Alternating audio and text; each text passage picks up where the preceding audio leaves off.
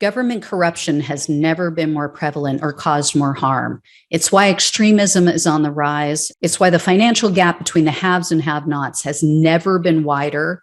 And it's why our planet is at risk of an extinction level tragedy. That's why I need your help to keep exposing the truth about the rot on both sides of the aisle. Become a supporter or a friend of the show today by clicking on the coffee link in the description box below. Friends of the show join me on a Zoom hangout once a month, and you guys can ask me any questions you want, and I can get to know you better. But the most important reason to help is to keep the show alive. Together, we can and will save our country and our planet. Thanks in advance and enjoy the show. Hey everyone, welcome to the show. So there's a lot of new details that came out over the weekend about the raid at Mar-a-Lago. So I'm going to break this up into sections. As you all likely know by now, the search warrant and the inventory list related to that raid at Mar-a-Lago were released on Friday. This was in the afternoon, and the warrant shows that Trump was in possession of material that could lead to charges of espionage. The DOJ was also looking for evidence of, quote, the knowing alteration, destruction, or concealment of any government and or presidential records, or of any documents with classification markings. That was directly from the warrant.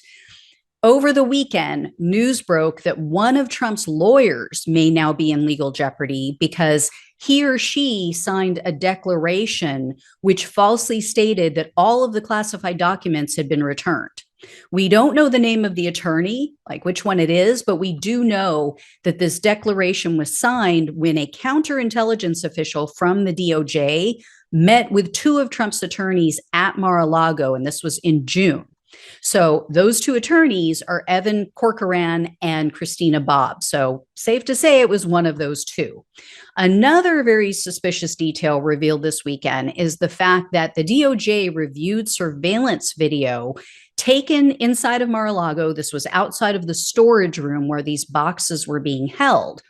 They witnessed in this video people moving boxes in and out of the room. And what makes it suspicious is that this movement occurred after the DOJ had a conversation with Trump's team in regard to these documents.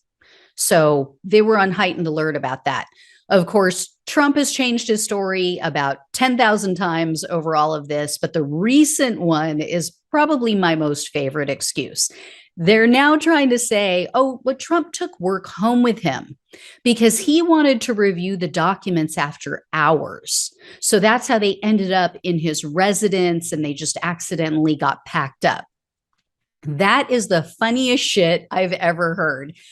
Donald Trump, the laziest man to ever hold the position of the president of the United States, took documents up to the White House residence to keep working after hours. The guy who was known to not want to read anything. This is the guy who took top secret material to the residence to read it after the workday was over. This is the man who refused to have daily intelligence briefings because they were boring. And everyone said they had to include a lot of colorful pictures just to keep his interest. That guy wanted to study documents about nuclear weapons after his so-called workday was done. Anyway, it was also just reported that Trump's own administration has proven that he's lying about declassifying these documents, about him just being able to wave a magic wand or look at a set of documents and automatically declassify them.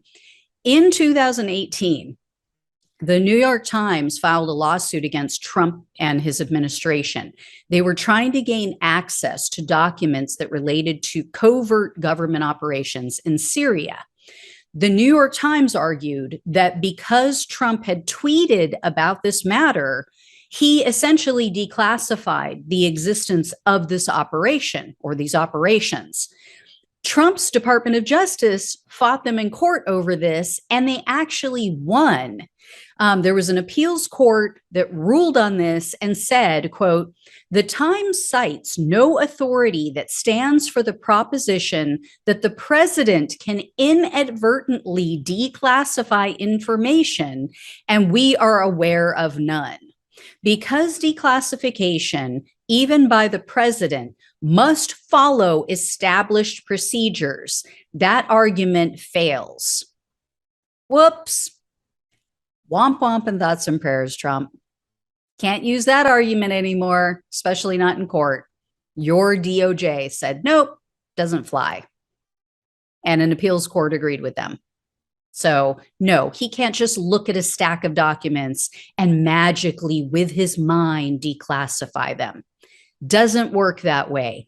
Didn't work that way when Trump was president and people were trying to get a hold of documents. Doesn't work that way now. Sorry, Kash Patel, freaking moron.